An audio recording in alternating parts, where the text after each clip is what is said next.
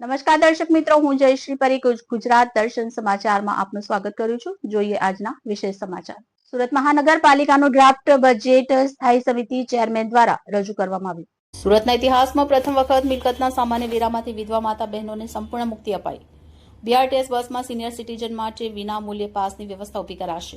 સ્થાનિક અર્થતંત્રને પ્રોત્સાહન મળે તે માટે હાટ મેળાનું આયોજન કરાશે.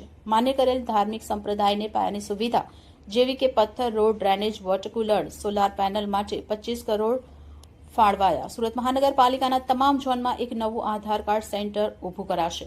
મોટા વરાછા અને લિંબાયતમાં સ્વિમિંગ પૂલ બનાવવાનું આયોજન. અઠવા ઝોનમાં મહિલાઓ માટે સ્વિમિંગ પૂલ બનાવાશે. લિંબાયત અને રાંદેરમાં પમ્પિંગ સ્ટેશન બનાવાશે. ટીબી મુક્ત સુરત કરવા નિઃશુલ્ક બેઝિક લેબોરેટરી તપાસ અને પોર્ટેબલ એક્સરે કરાશે. હિન્દુ મિલન મંદિર પાસે ફૂટ ઓવર બ્રિજ બનાવશે. કતારગામ ઝોનમાં છાપરા ભાટા ખાડી પર આરસીસી પ્રોજેક્ટ દિવાલ બનાવાશે. રિપોર્ટ સુજલ રાઠોડ, ગુજરાત દર્શન સમાચાર, સુરત. સુરત મહાનગરપાલિકાના સને 2026-27ના મ્યુનિસિપલ કમિશનરશ્રીએ સૂચવેલા ડ્રાફ્ટ બજેટમાં ₹708 કરોડનો વધારો કરી 11,301 કરોડનું ડ્રાફ્ટ બજેટ સુરત મહાનગરપાલિકાની સ્થાયી સમિતિ દ્વારા આજરોજ મંજૂર કરવામાં આવેલ છે. આ બજેટ એક વાસ્તવિકતાલક્ષી બજેટ છે.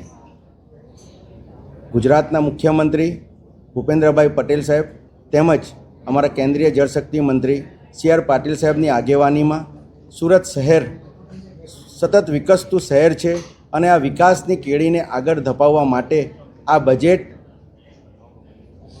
વધુ એક નવું મોરપીંછ સાબિત થશે. સુરત શહેરમાં લોકોને વિકાસની નવી કેળીઓ તરફ કંડારી જશે. આ વખતના બજેટમાં પણ ફરી વખત આ વખતે અમે અમારી આ ટર્મનું સતત ત્રીજું બજેટ છે, જે કર અને દરના વધારા વગરનું બજેટ છે. કર અને દરમાં એક પણ રૂપિયાનો વધારો કર્યા સિવાય કેવી રીતે વિકાસ કરી શકાય તે ભાજપ શાસકોએ ફરી એક વખત બતાવી દીધું છે.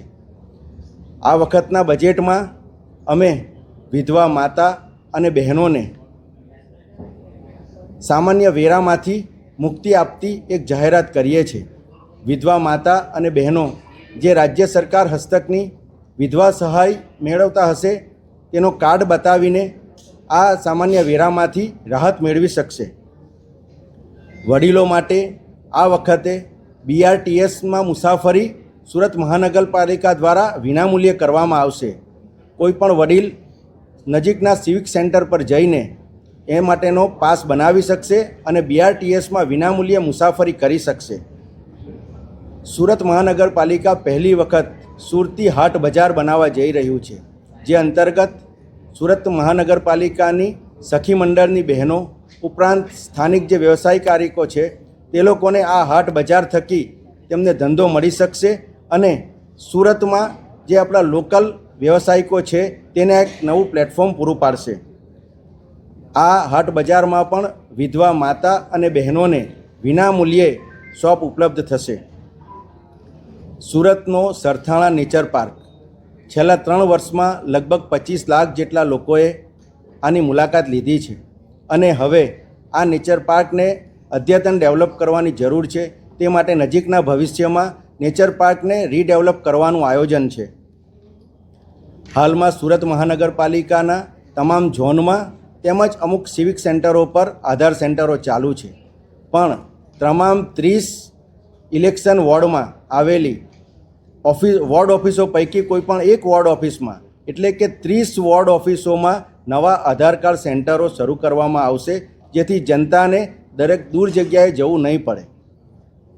સુરત મહાનગરપાલિકા પહેલી વખત ધાર્મિક સંસ્થાઓને પાણી, ડ્રેનેજ, રસ્તા, પેવર બ્લોક, વોટર કુલર અથવા તો સોલર પેનલ માટે સહાય કરી શકે તે માટે 25 કરોડ રૂપિયાનું અનુદાન નક્કી કરવામાં આવેલ છે.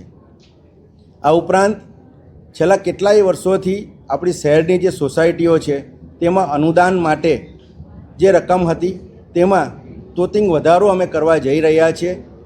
ચોરસ મીટરના જે 85 પૈસા ભાવ પહેલાં અપાતો હતો તેનો ચોરસ મીટર દીઠ ₹1.5 અને રેસિડેન્શિયલમાં ₹1 કરવામાં આવશે. આ અનુદાન થકી સોસાયટીઓ જાતે જ એમની સફાઈમાં આગળ વધી શકશે. લગભગ અંદાજે 1160 જેટલી સોસાયટીઓને આનો લાભ મળશે.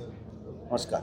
સર, આપે સ્ટાર્ટિંગમાં કીધું કે જેમને વિકાસ દેખાતું નથી, બજેટ વિશે કહે છે, કોણ છે અને શું કહેવા માંગો છો? આપ જાણો જ છો લોકોને તો વિકાસ દેખાય જ છે, પણ એ જ માણસ હોઈ શકે કે જે અમારા વિરોધ પક્ષમાં હોય કે જેને આ વિકાસ નહીં દેખાતો હોય. દરેક વખતે તબક્કાવાર કેપિટલ કામોમાં ખર્ચ વધતો જ જાય છે, નવા નવા પ્રોજેક્ટો શહેરમાં આવતા જ જાય છે. સર, બજેટ રજૂ થયો હતો ત્યારે બીજેપીના ધારાસભ્યએ પણ પ્રશ્ન ઊભો કર્યો છે. જો એ અમારો આંતરિક મુદ્દો છે, પણ તેમની રજૂઆતો જે છે તે ઘણી રજૂઆતો મેં જોઈ. એ રાજ્ય સરકારને લગતા પ્રશ્નો છે, કોર્પોરેશનને લગતા સફાઈના અને એવા પ્રશ્નો પર અમે ધ્યાન